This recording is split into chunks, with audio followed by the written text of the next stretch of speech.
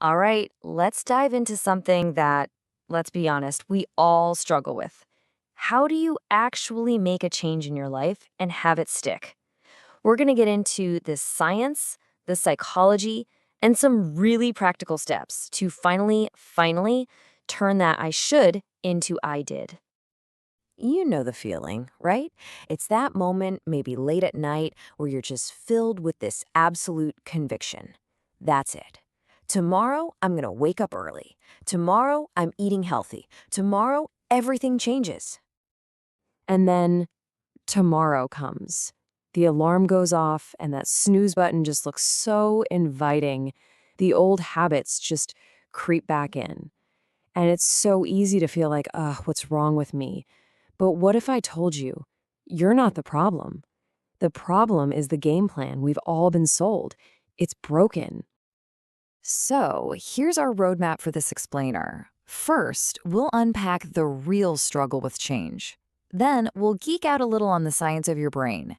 After that, we get super practical with how to build habits that last. And finally, we'll talk about how to keep that fire going for the long haul.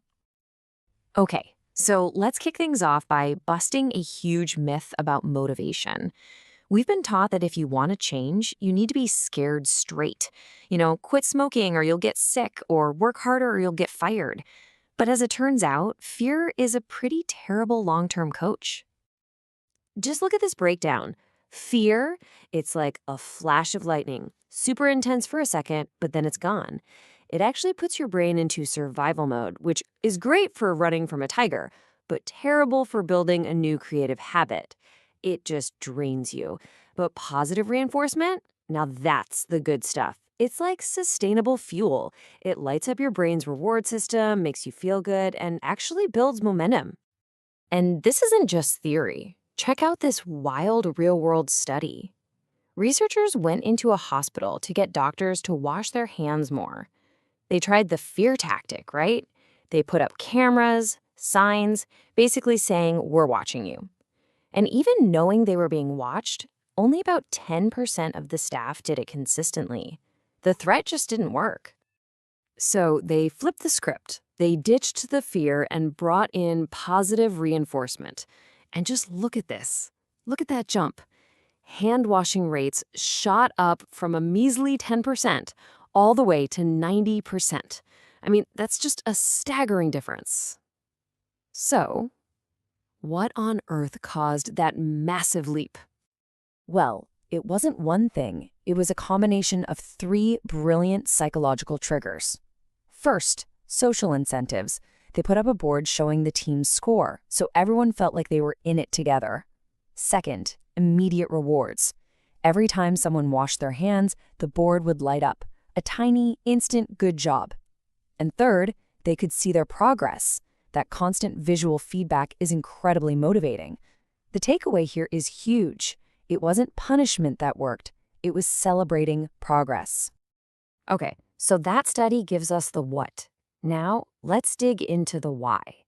Because to make change last, you have to understand the amazing and kind of weird machine you're working with, your brain. You have to work with it, not fight against it. First up, you need to know about something called homeostasis.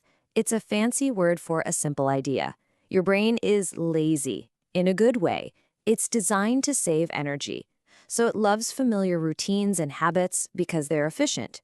When you try to make a big, drastic change, your brain hits the brakes. Not because it wants you to fail, but because it's trying to keep things stable and save energy. That's why starting small is the secret. Next, let's talk about the famous motivation molecule, dopamine.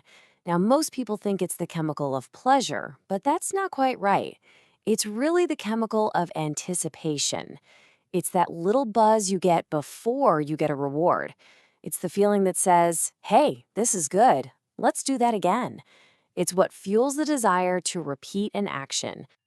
And when you understand dopamine, you can create this amazing self-powering cycle called the momentum loop. It's super simple. You take one tiny action, your brain sees that progress and gives you a little hit of dopamine. That feels good, right? So that good feeling makes you want to take the next step. It's how tiny wins snowball into massive change. But now we get to something even deeper, and this might be the most important part of all. True, lasting change isn't about what you do, it's about who you believe you are. Your behavior is almost always just an echo of your identity. If you see yourself as someone who's bad with money, you're going to struggle to save, no matter what budget app you use. So, how do you change your identity? You build it piece by piece. First, you decide who you want to be. Be specific. Not I want to be fit, but I am an athlete, or I am a person who moves their body every day. Then you prove it to yourself with small wins. Every time you go for a walk, you're casting a vote for that identity. You just keep casting those votes day after day until it becomes who you are. And one last thing on brain science, let's be real, willpower is not a superpower. It's more like a phone battery. It runs out. So the smartest people don't rely on it. Instead, they design their environment to do the heavy lifting. They make the right choice the easiest choice. Want to drink more water? Leave a bottle on your desk. Want to stop scrolling at night? Charge your phone in another room. This isn't cheating, it's strategy. Okay, we've covered the why. Now for the really fun stuff, the how. This is where we get into the nuts and bolts, the actual tools you can use to build habits that don't just fade away after a week. This first one is an absolute game changer. It's called the tiny habits method. The idea is to make your new habit so small that it's basically impossible to say no. Instead of, I'm going to run 5 miles, it's, I'm going to put on my running shoes. Instead of, I'll floss all my teeth, you commit to flossing just one tooth. It sounds almost silly, but it completely bypasses your brain's resistance. And once you've started, you'll often find you want to do more. Now, to build or break any habit, you got to understand its DNA. Every single habit, good or bad, follows this 3-part loop. First, there's a cue, the trigger. Maybe you feel bored. Then comes the routine, the action you take, like grabbing your phone. And finally, the reward, the good feeling that tells your brain, hey, let's do that again. The secret to changing a bad habit is to keep the cue and the reward, but consciously swap in a better routine. Here's a brilliant way to make new habits stick. You just piggyback them onto habits you already have. It's called habit stacking. The formula is so simple. After my current habit, I will do my new habit. So, for example, after I brush my teeth, I will drink a glass of water. Or after I pour my morning coffee, I will write down one thing I'm grateful for. You're literally wiring the new habit into your brain's existing network. It's genius. Now, tracking your progress is key for motivation, but what you track is everything.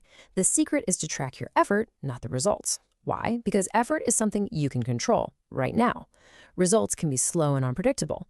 Focusing on the scale creates stress. Focusing on did I get my workout in builds confidence. And there is nothing more satisfying than putting a big X on the calendar. That visible streak is pure rocket fuel for your brain.